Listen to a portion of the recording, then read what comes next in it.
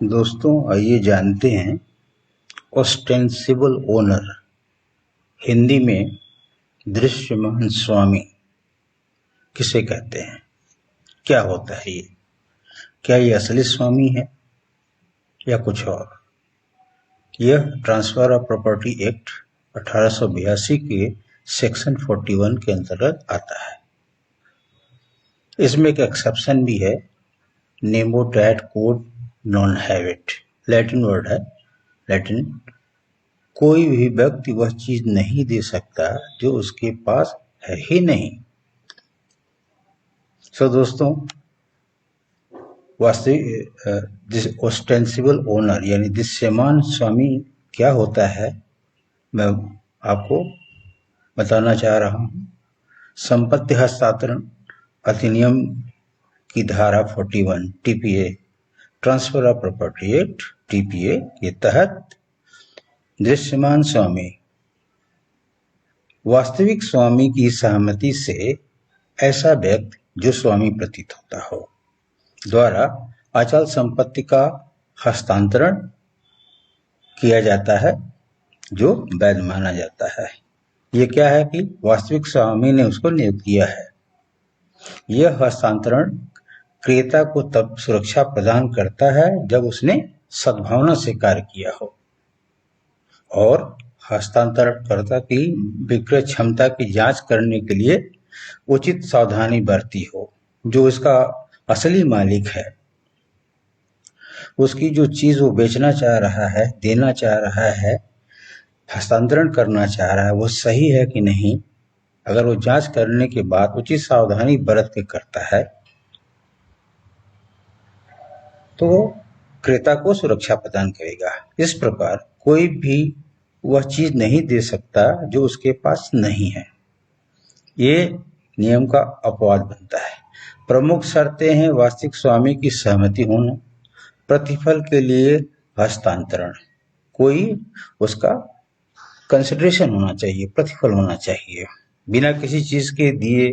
जैसे संपत्ति दे रहे हैं तो पैसा वापसी होना चाहिए, तो प्रतिफल के लिए हस्तांतरण होना चाहिए।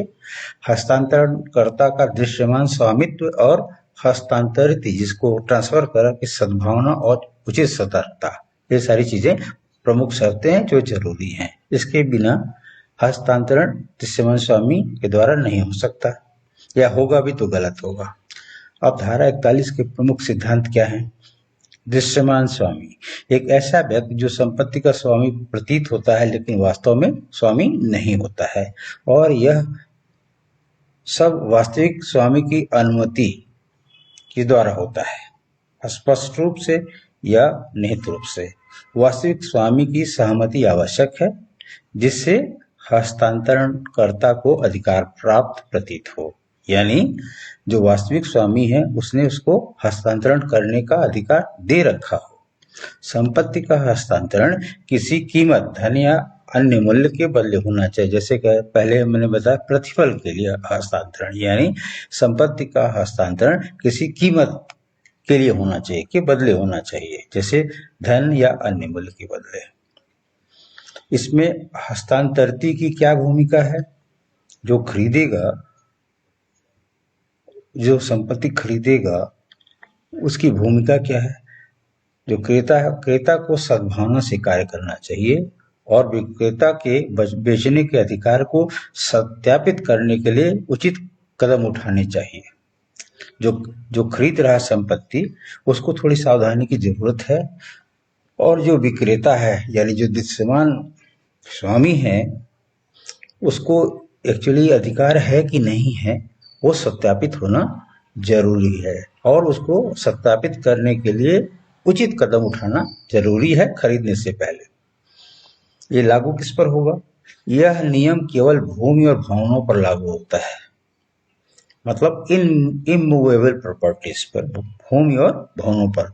चल वस्तुएं, मूवेबल वस्तुओं पर नहीं।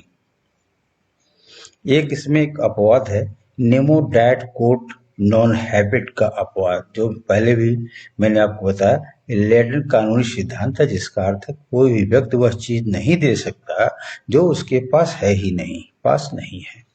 संपत्ति कानून में इसका अर्थ है, इसका क्या मायने है, यह है कि विक्रेता खरीदार को स्वामित्व का अधिकार स्वयं के अधिकार से बेहतर नहीं दे सकता, यानी जो उसके पास अधिकार है वही अधिकार वो दे सकता है। जो उसको स्वामी से, जो मूल स्वामी है, उससे जो उसको अधिकार प्राप्त हुए हैं वही अधिकार वो ट्रांसफर कर सकता है।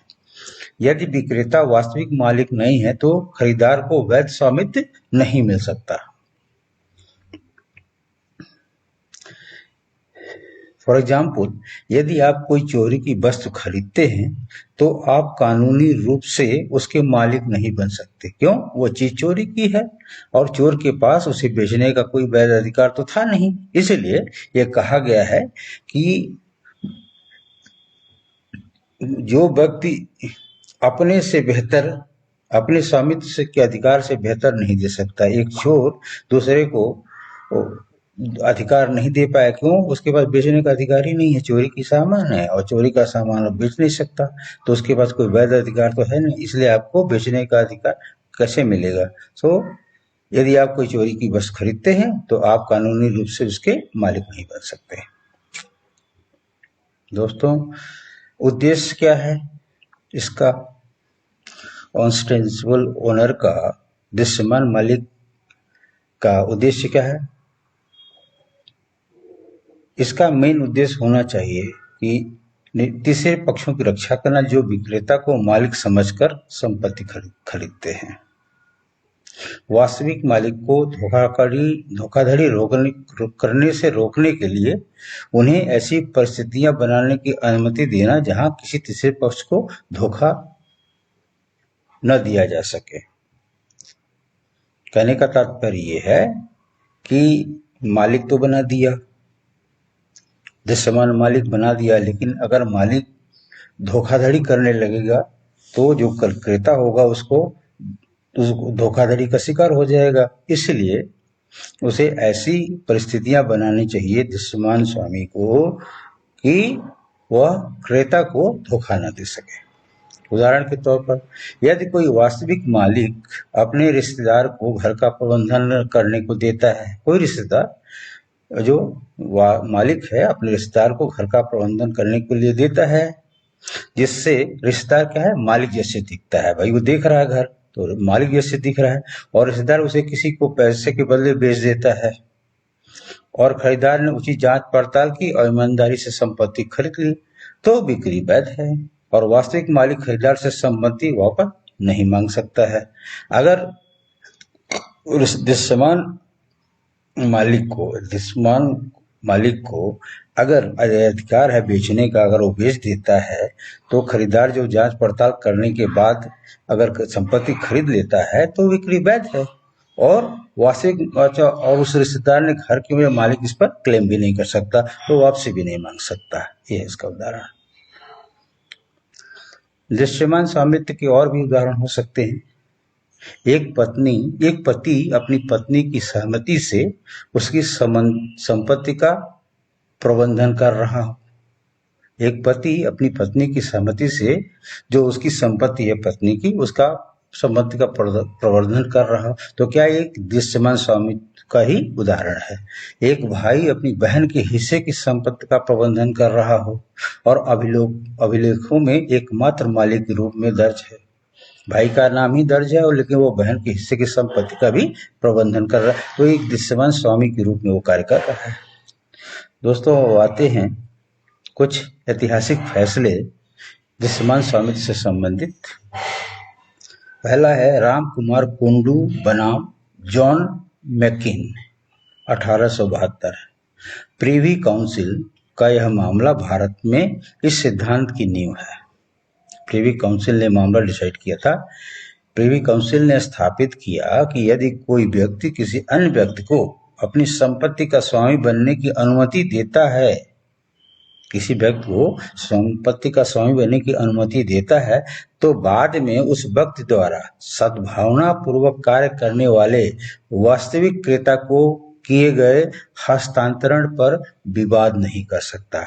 ये मामला बहुत प्रमुख है कि अगर आपने उसको दृश्यमान स्वामी बनाया है और आपकी संपत्ति का अगर वो हस्तांतरण करता है तो विवाद नहीं होना चाहिए।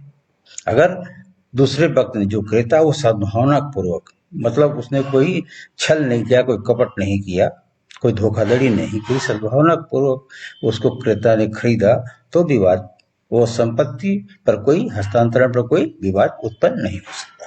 दूसरा केस है जयदयाल पोद्दार बनाम बीबी हजरा 1974। भारत के सर्वोच्च न्यायालय ने यह निर्धारित किया कि कोई व्यक्ति दृश्यमान मालिक है या नहीं, कोई व्यक्ति दृश्यमान मालिक है या नहीं, यह तथ्य का एक व्यक्तिपरक प्रश्न है जो खरीद राशि के स्रोत, कब्जे और पक्षों के व्यवहार जैसे कारकों द्वारा निर्धारित होता है।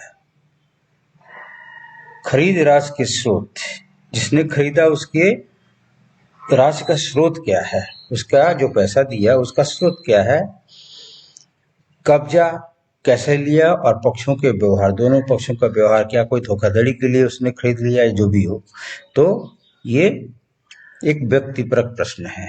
तो अगर मालिक होगा, तो अगर दृश्यमान मालिक है जो कि मूल मालिक से उसकी नियुक्ति हुई है, उसको अधिकार दिए गए हैं, तो किसी प्रकार की धोखाधड़ी नहीं करेगा और स्रोत सही होगा और वो सही रजिस्ट्री भी करेगा और वो कोई चीज़ से छुपाएगा भी नहीं। सो ये चीज़ है। तो ये था दोस्तों दृश्यमान स्वामित्व के संबंध में जो आर्टिकल 41 टीपीए का है, सेक्शन 41 टीपीए का है, तो इसके बारे में मैंने आपसे चर्चा की। दोस्तों आपको ये वीडियो कैसा लगा कमेंट में अवश्य बताएं। आज जिन लोगों ने सब्सक्राइब नहीं इस चैनल को नहीं किया है वो कृपया subscribe. Thanks for watching this video.